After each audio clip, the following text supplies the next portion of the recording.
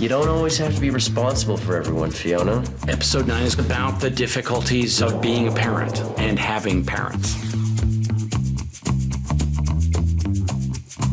Good morning, sweetheart. Mom. Mimosa?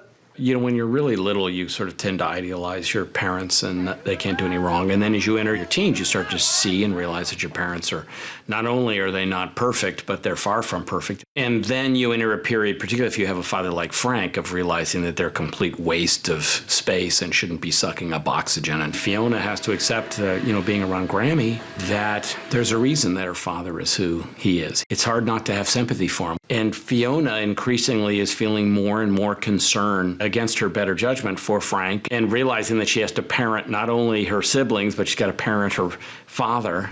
So what, you're saying if I was rich, then you'd consider keeping the kid with me? How rich?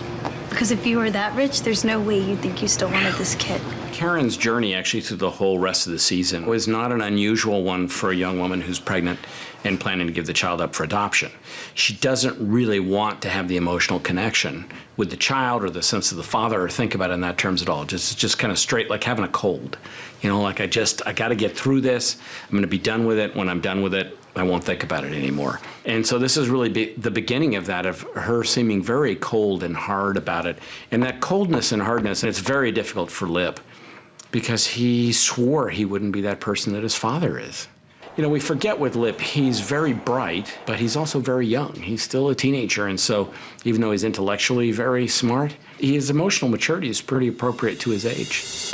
Less ogling, more hacking. Everybody's life is in flux, and the people that they traditionally have counted on aren't there for them in the same way that they've been there for them before. So that's where we end up. You're lucky your mom's dead. Yeah.